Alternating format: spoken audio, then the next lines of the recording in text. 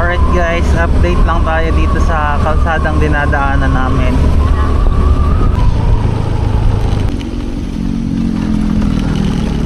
Ayan guys, ito, sementado na tong part na to. Ito yung sobrang putik dati. Yung kalahati ay ginagawa pa. Pero ito dito, pinapatag na to. So dito muna kami sa gilid. Kasi yung yan, ginagawa pa.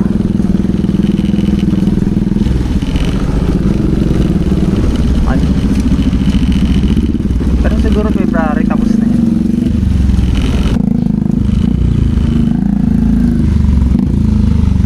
Yan, may nilalagay kasi